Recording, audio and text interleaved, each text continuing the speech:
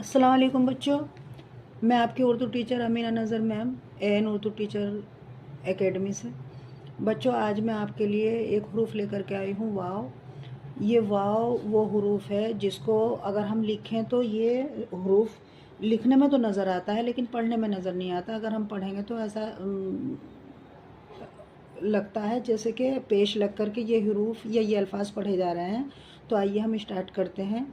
ये वाव से बनने वाले अल्फाज जो लिखे जाएंगे लेकिन पढ़ने में नज़र नहीं आएंगे, इनका यूज़ नहीं होगा। तो चलिए बच्चों शुरू करते हैं।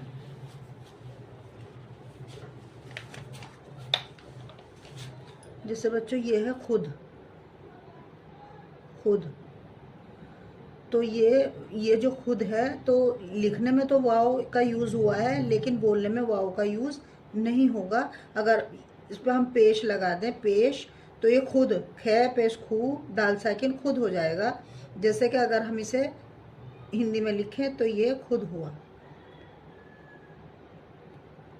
अगला है खुश, खुश, खुश, खुशी, खुशी, खुशी। लिखने में तो इसका यूज़ हो रहा है लेकिन पढ़ने में इसका यूज़ नहीं हो रहा है। खुरजा, खुरजा, खुरजा।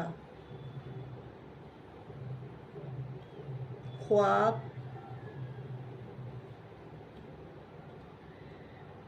ख्वाब, ख्वाब। एक सेंटेंस बना के दिखा देती हूँ बच्चों मैं आपको।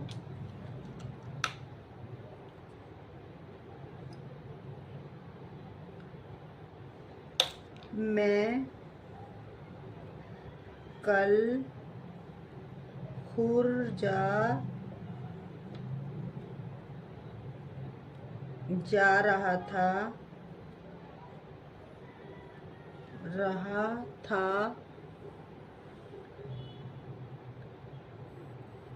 चौक में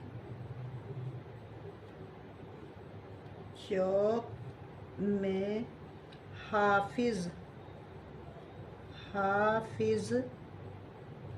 जी मिल गए। वह बोले तुम पास हो गए।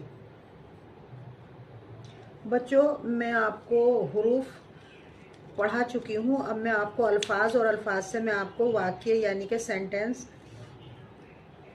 बनाना सिखा रही हूँ। आप बच्चों, जैसे मैंने पहले भी बताया है कि मैंने जो जितनी भी वीडियो डाली हैं शुरू से देखें, और पहले मैंने हरूफ पढ़ाए हैं, फिर अल्फाज, और अब मैं सेंटेंस बना करके आपको दिखा रही हूँ। बच्चों, आप नोट्स बना लें और नोट्स से रोज़ाना प्रैक्टिस करें तो आपको बहुत जल्द उर्दू समझ में आ जाएगी। उर्दू पढ़ना और लिखना बहुत जल्द सीख जाएंगे। मेरी वीडियो से आपको कितनी हेल्प मिल रही है आप मुझे कमेंट्स में ज़रूर बताएं। मेरी वीडियो को शेयर करें, लाइक करें और मेरे चैनल को सब्सक्राइब करें। मिलते हैं कल नए टॉपिक के साथ। कल तक के लिए अल्लाह हाफिज़ बच्चों।